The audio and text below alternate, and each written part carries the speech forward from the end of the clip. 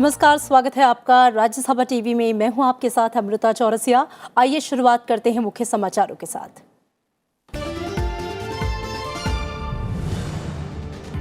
सातवें चरण के लिए प्रचार में जुटे दिग्गज। मध्य प्रदेश, हिमाचल और पंजाब की रैलियों में प्रधानमंत्री मोदी का कांग्रेस पर निशाना।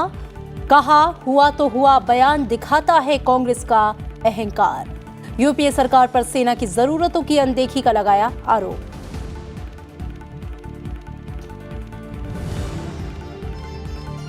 कांग्रेस अध्यक्ष राहुल गांधी की पंजाब में जनसभा। सैम पित्रोदा के बयान पर दी सफाई।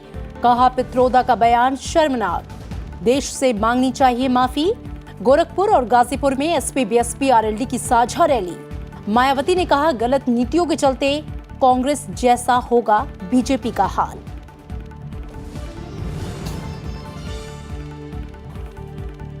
पश्चिम बंगाल के जाधवपुर में रैली की इजाजत नहीं मिलने पर अमित शाह का बयान। कहा, ममता बनर्जी रैली रोक सकती हैं, जीत नहीं।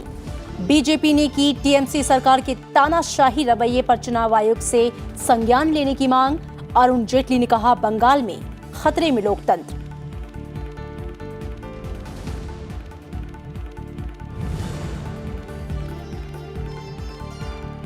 अप्रैल में मामूली बढ़त के साथ 2.92% रही खुदरा महंगाई दर। सब्जियों और खाने पीने की चीजों की कीमतों में दिखी तेजी। मार्च में 2.86% थी रिटेल महंगाई दर।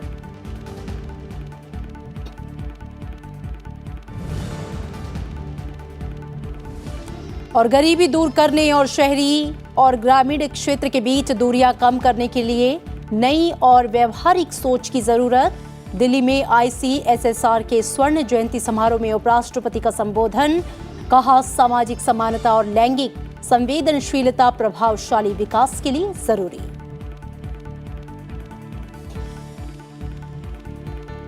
और आइए बुलेटिन में सबसे पहले बात करेंगे लोकसभा चुनाव से जुड़ी खबरों की।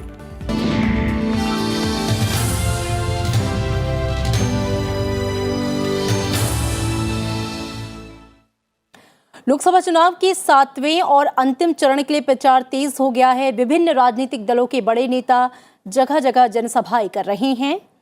प्रधानमंत्री नरेंद्र मोदी ने आज मध्य प्रदेश, हिमाचल प्रदेश और पंजाब में चुनावी रैलियां की।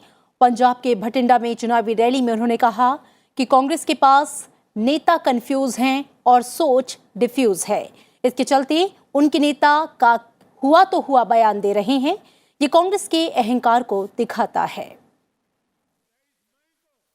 कांग्रेस की नीतियां बनाने वाले राजीव गांधी जी के खास सलाहकार और वर्तमान में ये नामदार के गुरु, उन्होंने 84 के दंगों को लेकर जो कहा उसको पूरे देश में प्रतिक्रिया हुई है कि 84 में जो हुआ वो हुआ तो हुआ। ये कांग्रेस की सोच को दर्शाता है। और इससे पहले हिमाचल प्रदेश के सोलन में हिमाचल प्रदेश के सोलन में प्रधानमंत्री नरेंद्र मोदी ने कांग्रेस पर देश की सुरक्षा के साथ खिलवाड़ का आरोप लगाया। उन्होंने कहा कि रक्षा सौदे कांग्रेस के लिए पैसे कमाने का जरिया था।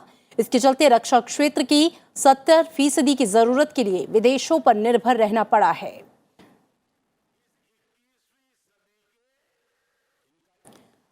वहीं आज मध्य प्रदेश के रतलाम में जनसभा को संबोधित करते हुए उन्होंने कहा कि कांग्रेस की नीतियों की वजह से देश की सुरक्षा खतरे में रही। प्रधानमंत्री ने कहा कि कांग्रेस की 4 पीढ़ियों ने आदिवासियों का ध्यान नहीं रखा था। उनकी सोच है, हुआ तो हुआ। एक कांग्रेस की विचारधारा है। ये 3 शब्द नहीं है, ये कांग्रेस का अहंकार है। ये 3 शब्द नहीं है, देश की जनता के प्रति उनका रवैया है। ये 3 शब्द नहीं है, ये देश की जनता को अपनी जेब में लेकर के घूम रहे हैं। ये अहंकार का प्रतीक है। बॉफोर्स तोप घोटाले पर, हेलीकॉप्टर घोटाले पर इनका एक ही जवाब है। क्या जवाब है? जरा पूरी ताकत से बताओ तो उनको पता चले। और इधर बीजेपी अध्यक्ष अमित शाह ने आज पश्चिम बंगाल के दक्षिण और उत्तर 24 परगना में चुनावी रैली को संबोधित किया। इस मौके पर उन्होंने जाधवपुर में रैली की इजाजत नहीं मिलने पर टीएमसी सरकार पर हमला बोला। उन्होंने कहा कि टीएमसी उन्हें रैलियां करने से रोक सकती है, लेकिन बीजेपी को जीतने से नहीं रोक सकती। अमित शाह ने कहा कि अगर लोगों को बंगाल का गौरव बहाल करना है तो उन्हें टीएमसी को हराना होगा, जो घुसपैठियों को पनाह दे रही है। वो बंगाल के अंदर आज बम धमाकों की गूंज सुनाई पड़ती है। मित्रों, गूंज सुनाई पड़ती है। ये ममता दीदी ने सोनार बांग्ला को कंगाल बांग्ला बना दिया है। कंगाल बांग्ला। सिंडिकेट से मुक्ति केवल और केवल नरेंद्र मोदी जी और भारतीय जनता पार्टी दिला सकते हैं। पहले सिटीजनशिप अमेंडमेंट बिल लाएंगे, सारे हिंदू, सिख, बौद्ध, जैन, क्रिश्चियन, शरणार्थी को नागरिक बनाएंगे और उसके बाद एनआरसी लाकर एक घुसपैठिए को चुन चुन कर निकालने का काम करेंगे। बीजेपी अध्यक्ष अमित शाह को पश्चिम बंगाल के जाधवपुर जिले में रैली करने की अनुमति नहीं मिली है। बीजेपी ने इस मामले में चुनाव आयोग से संज्ञान लेने की मांग की है। पश्चिम बंगाल में लोकसभा चुनाव के आखिरी चरण में 9 सीटों पर 19 मई को मतदान होना है। हालांकि टीएमसी ने रैली रोकने के आरोपों को खारिज किया है। इस रैली को इन्होंने इजाजत नहीं दी। फिर हेलीकॉप्टर उतरने की परमिशन दी थी, तो हमारे लोगों ने सोचा हेलीकॉप्टर उतारेंगे, लेकिन कल रात 11:30 बजे हेलीकॉप्टर की परमिशन भी मना किया। यह लोकतंत्र की हत्या है। चुनाव आयोग को स्वयं संज्ञान लेना चाहिए। अगर चुनाव में प्रमुख नेताओं की रैलियां भी नहीं करने देंगे तो फिर चुनाव क्या मतलब है? और इधर केंद्रीय वित्त मंत्री और बीजेपी के वरिष्ठ नेता अरुण जेटली ने विपक्षी दलों पर निशाना साधा है। अपने ब्लॉग में ममता बनर्जी की आलोचना करते हुए अरुण जेटली ने लिखा कि पश्चिम बंगाल में लोकतंत्र खतरे में है। विपक्षी दलों की कार्यकर्ताओं की हत्या हो रही है, उम्मीदवारों पर हमले हो रहे हैं और पोलिंग बूथ पर कब्जा हो रहा है। साथ ही विपक्षी दलों के नेताओं को रैलियां करने से भी रोका जा रहा है। अरुण जेटली ने अपने ब्लॉग में बीएसपी प्रमुख मायावती पर भी निशाना साधा। प्रधानमंत्री नरेंद्र मोदी पर मायावती के विवादित बयान को लेकर उन्होंने कहा कि बीएसपी अध्यक्ष सार्वजनिक जीवन में पूरी तरह से अनफिट हो चुकी हैं। साथ ही उन्होंने वामपंथी दलों पर भी सवाल उठाए हैं।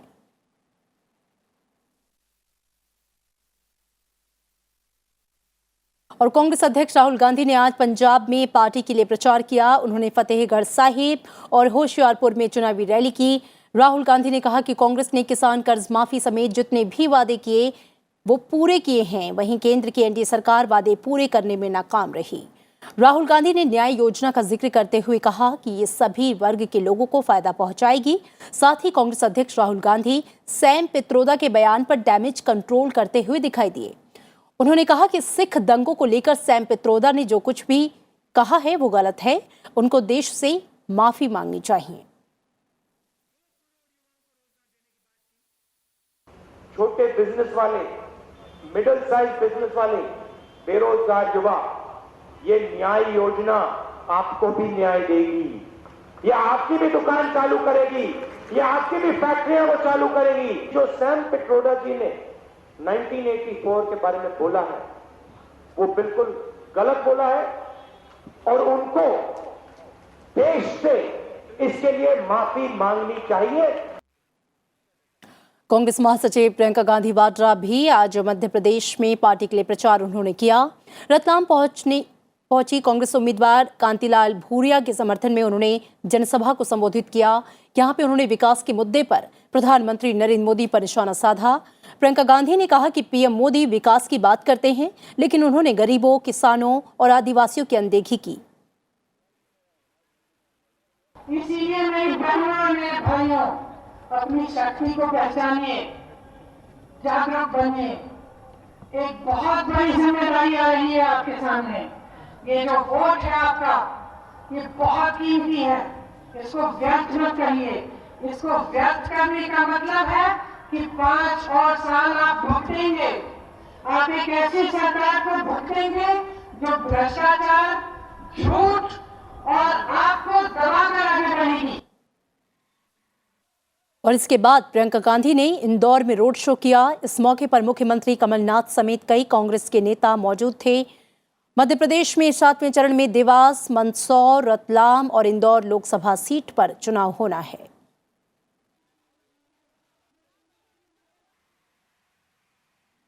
और उत्तर प्रदेश में अंतिम दौर के चुनाव के लिए एसपी, बीएसपी, आरएलडी ने गोरखपुर और गाजीपुर में साझा रैली की। बीएसपी अध्यक्ष मायावती ने कहा कि जिस तरह कांग्रेस पार्टी अपनी गलत नीतियों की वजह से राज्यों और केंद्र की सत्ता से बाहर हुई है, वही हाल बीजेपी का इस चुनाव में होगा। वहीं अखिलेश यादव ने कहा कि एसपी, बीएसपी, आरएलडी गठबंधन नया भारत बनाने के संकल्प के साथ चुनाव में है। हम लोग मिलकर के गठबंधन के लोग देश को आगे ले जाना चाहते हैं। ये कहते हैं कि भारत को हम नया बनाना चाहते हैं। हमने इनके फैसले देखे हैं। आज नोटबंदी का फायदा नहीं बता रहे, आज जीएसटी जो बर्बाद हुआ कारोबार उसके बारे में नहीं बता रहे, जो 5 साल काम किया उसके बारे में नहीं बता रहे। इन्होंने देश को पीछे करने का काम किया है। इनकी अधिकांश रही गलत नीतियों व गलत कार्य प्रणाली की वजह से ही फिर इस कांग्रेस पार्टी को केंद्र व काफी राज्यों की भी सत्ता से बाहर होना पड़ा है। और अब वर्तमान में द्वेषपूर्ण व जातिवादी गलत नीतियों एवं गलत कार्य प्रणाली की वजह से इस बार ये भारतीय जनता पार्टी भी केंद्र की सत्ता से जरूर बाहर चली जाएगी। 7वें चरण के प्रचार के लिए उत्तर प्रदेश के मुख्यमंत्री योगी आदित्यनाथ ने कुशीनगर और महाराजगंज में चुनावी रैलियां की। कुशीनगर की रैली में उन्होंने प्रधानमंत्री नरेंद्र मोदी सरकार की उपलब्धियों को गिनवाया और सपा बसपा गठबंधन पर जमकर हमला बोला। उत्तर प्रदेश में 7वें और अंतिम चरण में 19 मई को वोटिंग होनी है। इस चरण में प्रदेश की आखिरी बची 13 सीटों पर मतदान होना है। मैं पूछता हूं, मोदी जी ने 5 साल में 1.5 करोड़ गरीबों को एक आवास दिया, 4 करोड़ गरीबों को एक विद्युत का कनेक्शन दिया, 7 करोड़ गरीब महिलाओं को एक रसोई गैस का कनेक्शन दिया, 12.5 करोड़ लघु और सीमांत किसानों को प्रधानमंत्री सम्मान निधि में 6,000 रुपए सालाना देने की व्यवस्था की। किसी की जाति देख करके मकान दिया क्या? किसी की जाति देख करके शौचालय दिया क्या? क्या किसी की जाति देख करके सुविधा दी क्या? मोदी जी ने तो क्या किया? सबका साथ, सबका विकास। और आइए रुक करेंगे उत्तर प्रदेश का, जहां के गोरखपुर से कृति मिश्रा हमारे संवाददाता जुड़ रही हैं। कृति, आखिरी और अंतिम चरण में यानी कि 7वें चरण में गोरखपुर सहित वहां पर 13 सीटों पर मतदान होना है। गोरखपुर अपने आप में काफी हाई प्रोफाइल सीट है, योगी आदित्यनाथ का गढ़ भी, गाजीपुर भी है। अब क्या इस समय माहौल है और किस तरीके से सपा बसपा का जो गठबंधन है और भारतीय जनता पार्टी है एक तरफ, किस तरह की लड़ाई वहां पर? अमृता, देखिए गोरखपुर लगातार वहां पर गोरखनाथ जो मठ है उसका काफी प्रभाव रहा है। लगातार वहां से अवैधनाथ एमपी रहे हैं, उसके बाद से योगी आदित्यनाथ भी लगातार वहां से एमपी रहे। लेकिन जो बाईपोल था 2018 का, वहां पर बीजेपी को एक झटके का सामना करना पड़ा और सपा बसपा के जो कंबाइंड कैंडिडेट थे प्रवीण निषाद, वो वहां से जीत गए थे। लेकिन उसके बाद से अब तक जो सियासी इक्वेशंस है उनमें काफी फर्क आ चुका है, क्योंकि अब प्रवीण निषाद बीजेपी ज्वाइन कर चुके हैं, निषाद पार्टी बीजेपी ज्वाइन कर चुकी है और प्रवीण निषाद खुद संत कबीर नगर से बीजेपी के कैंडिडेट हैं। तो इस बार बीजेपी ने एक्टर 10 पॉलिटिशियन रवि किशन को चुनावी अखाड़े में उतारा है और इस बार बीजेपी को पूरा भरोसा है कि जिस तरह का influence chief minister Yogi Adityanath का है और साथ ही जो प्रधानमंत्री नरेंद्र मोदी का करिश्मा है और जो सेंट्रल सेक्टर स्कीम्स हैं, चाहे वो मुद्रा हो, पीएम किसान सम्मान निधि हो या उसके अलावा उज्ज्वला हो, उसका असर काफी लोगों पर रहेगा और उसकी वजह से जो जनता है, जो वोटर्स हैं, उनके फेवर में रहेंगे। लेकिन वहीं अगर हम एसपी बीएसपी गठबंधन की बात करें तो उनका जो जिस तरह से कास्ट अरिथमेटिक है उससे वो काफी आत्मविश्वास से लबरेज है कि जैसे 2018 में बाइपोल्स का रिजल्ट आया था वैसे ही फिर आएगा। लेकिन बड़ा सवाल ये है अमृता की जिस तरह से वो अरिथमेटिक की बात कर रहे हैं, क्या वो केमिस्ट्री है, ये देखने की बात होगी। और अगर हम पूर्वी उत्तर प्रदेश की बात करें तो ये बड़ा टेस्ट है प्रियंका गांधी के लिए भी, और इसी लिहाज से कहा जा सकता है कि हर बार की तरह गोरखपुर पे भी इस बार जब आखिरी चरण में चुनाव होगा तब तक की निगाहें टिकी रहेंगी। बिल्कुल प्रति, काफी दिलचस्प, काफी रोचक, काफी कड़ा मुकाबला है इन सीटों पर 7वें चरण में। शुक्रिया इस पूरी बातचीत के लिए। और इधर सुप्रीम कोर्ट ने निर्वाचन आयोग को निर्देश देने की मांग वाली उस याचिका को खारिज कर दिया है जिसमें रमजान के महीने और भीषण गर्मी को देखते हुए लोकसभा चुनाव के 7वें चरण में मतदान का समय सुबह 5:30 बजे से शुरू करने की बात कही गई थी। कोर्ट ने याचिका को खारिज करते हुए कहा कि मतदान का समय सुबह 7 बजे से शाम 6 बजे तक निर्धारित है। मतदान का समय बढ़ाने से निर्वाचन आयोग को कई तरह की व्यावहारिक कठिनाइयां हो सकती हैं।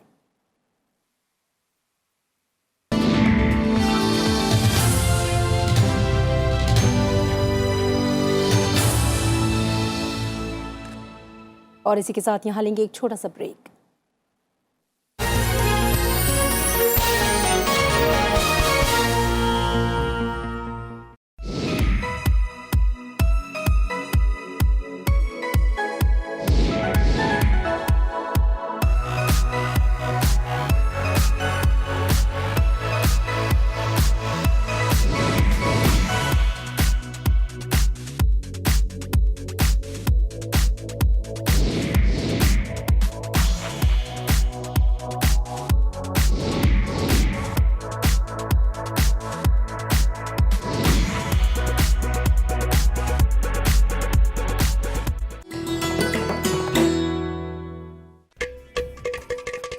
घटम प्राचीन दक्षिण भारतीय ताल वाद्य जब बजता है तो सृष्टि के 5 तत्वों धरा, जल, वायु, अग्नि और आकाश के स्वर को इसकी धुन में किया जा सकता है महसूस। घटम पर उंगलियों और हथेली के थाप से उत्पन्न हुई स्वर तरंग पैदा करती है अद्भुत ताल।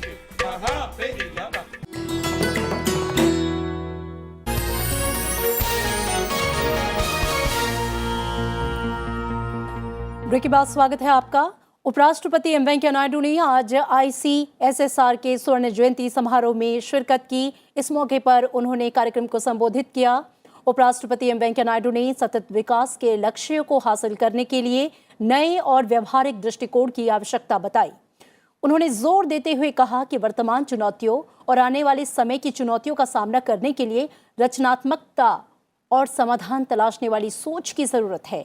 उन्होंने कहा कि सामाजिक समानता और लैंगिक संवेदनशीलता प्रभावशाली विकास के लिए जरूरी है। Achieving sustainable development goals, which is agreed upon by United Nations, that's an important thing. You need to have sustainable growth for 1 year, 2 years is not sufficient. You need to have sustainable. That's an important challenge. Taking care of the health of the population is another major area. Because a healthy nation can become a wealthy nation. It cannot be vice versa. A wealthy person, no guarantee will become a healthy person. So you need to have a practical approach. Researchers should come out with out-of-box and innovative solutions to address the pressing problems confronting the world at large. Vasudhaiva Kutumbakam.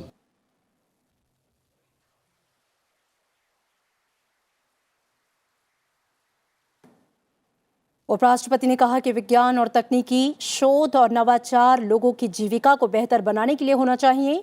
उपराष्ट्रपति M Venkaiah Naidu ने शोधकर्ताओं का आह्वान किया है कि वे विश्व की ज्वलंत समस्याओं के समाधान के लिए नई विचारधारा और सोच के साथ आगे आएं। आज नई दिल्ली में भारतीय सामाजिक विज्ञान अनुसंधान परिषद के स्वर्ण जयंती समारोह में उन्होंने कहा कि सतत विकास के लक्ष्य को हासिल करने, लोगों के स्वास्थ्य की देखभाल, गरीबी उन्मूलन, शहरी ग्रामीण भेदभाव को कम करने और कृषि क्षेत्र की चुनौतियों का सामना करने के लिए नए और व्यवहारिक दृष्टिकोण की आवश्यकता है।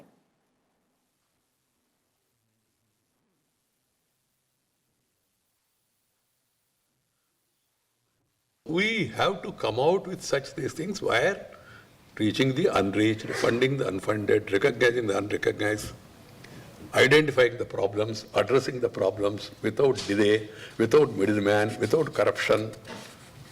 All these things are very much required. Critical research in the areas would certainly provide new insights to the policy makers and the government. The challenges of today and emerging challenges of tomorrow need creativity, design thinking, and a solution-seeking mindset and competence. और ICICI bank की पूर्व मुख्य कार्यकारी अधिकारी Chanda Kochhar ICICI Videocon bank कर्ज धोखाधड़ी और धनशोधन से जुड़े मामले में आज प्रवर्तन निदेशालय के सामने पेश हुई। कोचर पर बैंक कर्ज धोखाधड़ी और धनशोधन के आरोप में मुकदमा दर्ज है। ईडी ने चंदा कोचर, उनके परिवार और वीडियोकॉन समूह के वेणुगोपाल धुत के मुंबई और औरंगाबाद ठिकानों पर छापेमारी की थी। विश्व व्यापार संगठन की अहम बैठक दिल्ली में जारी है। 2 दिवसीय बैठक में विकासशील देशों के मंत्री और अधिकारी विभिन्न जरूरी मसलों पर चर्चा कर रहे हैं। भारत ने विश्व व्यापार संगठन में सुधार की पुरजोर वकालत की है। दिल्ली में डब्ल्यूटीओ की 2 दिवसीय मंत्री स्तरीय समूह की बैठक की शुरुआत में वाणिज्य सचिव ने आज ये बात कही। उन्होंने कहा कि डब्ल्यूटीओ में विकासशील देशों के हितों की रक्षा के लिए विवाद निपटान प्रणाली को मजबूत बनाया जाना समय की जरूरत है। भारत ने कहा कि विवाद निपटान प्रणाली के लिए डब्ल्यूटीओ की मौजूदा अपीलीय प्रणाली प्रभावहीन हो गई है, जिसके चलते विकसित देशों की नीतियां विकासशील देशों को नुकसान पहुंचाने लगी हैं। भारत ने यह भी कहा कि विकसित देशों की संरक्षणवाद की नीतियों ने वैश्विक आर्थिक वातावरण को भी काफी नुकसान पहुंचा दिया है, जिसका सीधा दुष्प्रभाव विकासशील और पिछड़े देशों पर पड़ रहा है। कृषि और फिशरीज में सब्सिडी भी बैठक में चर्चा का विषय है। इस बैठक में 16 विकासशील देशों के अलावा 6 सबसे कम विकसित देशों के मंत्री और अधिकारी शामिल हो रहे हैं। 1995 में स्थापित डब्ल्यूटीओ के एक बहुपक्षीय संस्था है जो अंतर्राष्ट्रीय व्यापार का नियमन करती है। 164 सदस्य देशों वाली संस्था का भारत शुरुआत से ही सदस्य रहा है। आज विश्व का 98% व्यापार डब्ल्यूटीओ के दायरे में आता है। डब्ल्यूटीओ का 12वां मंत्रिस्तरीय सम्मेलन अगले साल कजाकिस्तान में होगा। पिछले साल भी डब्ल्यूटीओ की 2 दिनों की मंत्रिस्तरीय बैठक दिल्ली में हुई थी, जिसमें करीब 50 देशों ने बहुपक्षीय व्यापार के सामने चुनौतियों पर चर्चा की थी।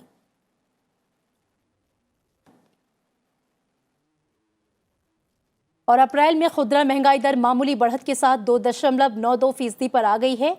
मार्च में खुदरा महंगाई 2.86% पर थी। इसकी बड़ी वजह फल, सब्जियों और खाद्य पदार्थों की कीमत में तेजी रही।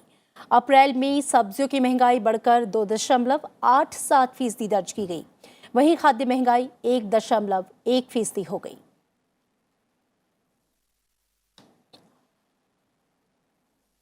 सुप्रीम कोर्ट केंद्र सरकार की उस याचिका की सुनवाई करने पर सहमत हो गया है जिसमें 2018 बैच के आईएएस और आईपीएस अधिकारियों का कैडर आवंटन रद्द कर दिया गया था। केंद्र सरकार ने दिल्ली हाई कोर्ट के आदेश को चुनौती दी है। मामले की सुनवाई 17 मई को होगी।